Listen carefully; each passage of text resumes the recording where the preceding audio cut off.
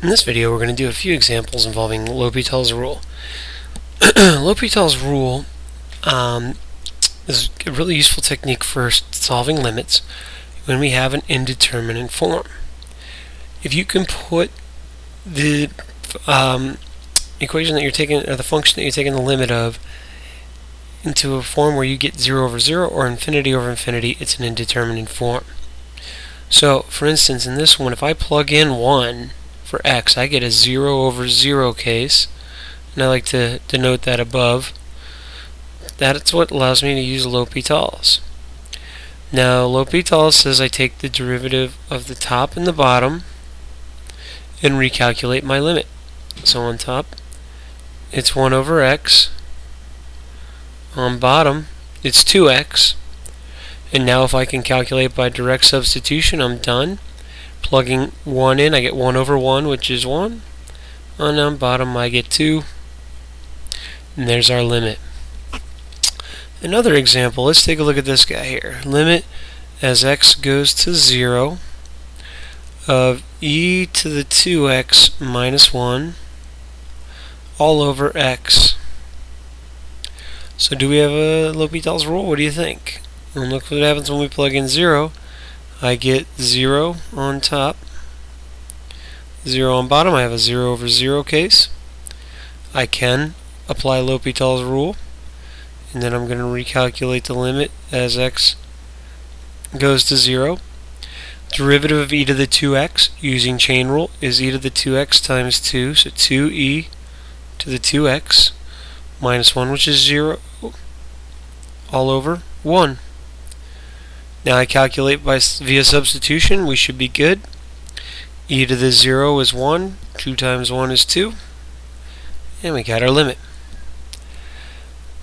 How about one that doesn't start in an indeterminate form right off the bat?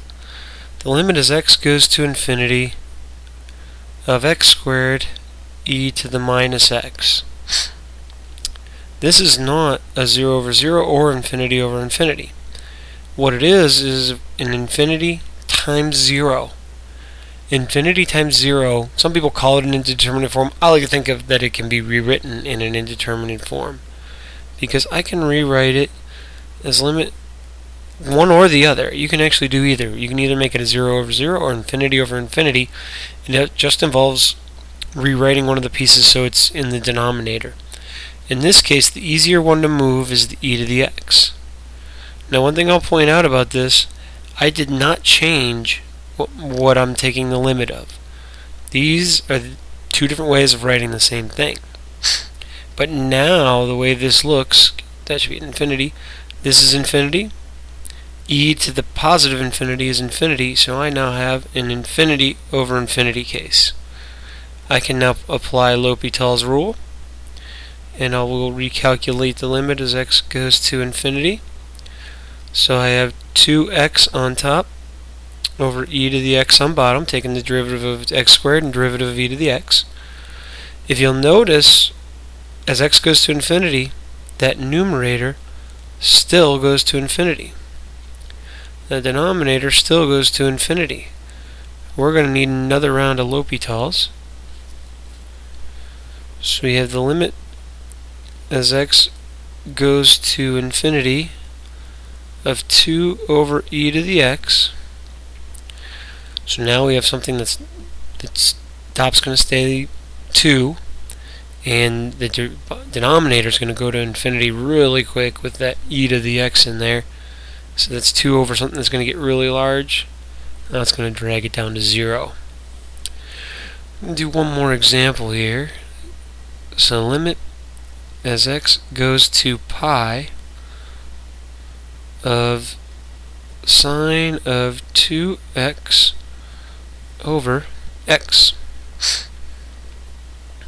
So when we do our direct substitution, we get sine of 2 pi, which is 0. On bottom, we actually get pi. This is not a 0 over 0, not an infinity over infinity. This is actually not an indeterminate form. If you get 0 over a number, your limit is just 0. So always be sure to check that you even need L'Hopital's in the first place. One last one. Limit. Let's do a one-sided limit. We haven't seen one of those yet. Limit as x goes to 0 from the right of x times ln of x. As we go to 0 from the right, x goes to 0. ln of x, if you think of its graph, goes down to negative infinity. So this is a 0 times infinity case, which tells me that I can rewrite it, if I'm careful, as a 0 over 0 or infinity over infinity. So the way I'm going to rewrite this, I'm going to leave the ln of x on top. That's typically what we'll do, over 1 over x. Again, notice this is just an equivalent way of writing this. This still goes to negative infinity. This guy, if you think of the graph of 1 over x, as x goes to 0 from the right, shoots up to positive infinity. That still qualifies as an infinity over infinity case. So I can now apply L'Hopital's. I'm going to recalculate my limit as x goes to 0 from the right. Derivative of ln of x is just 1 over x. Derivative of 1 over x, remember, rewrite that as x to the negative 1.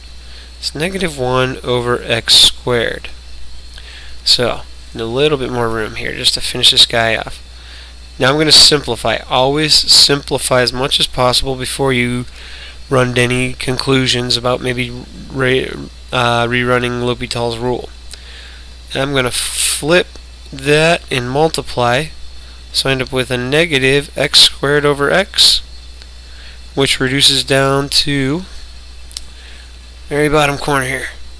Limit as x goes to 0 from the right of negative x, which equals 0. And we are done. So there's some examples of employing L'Hopital's rule.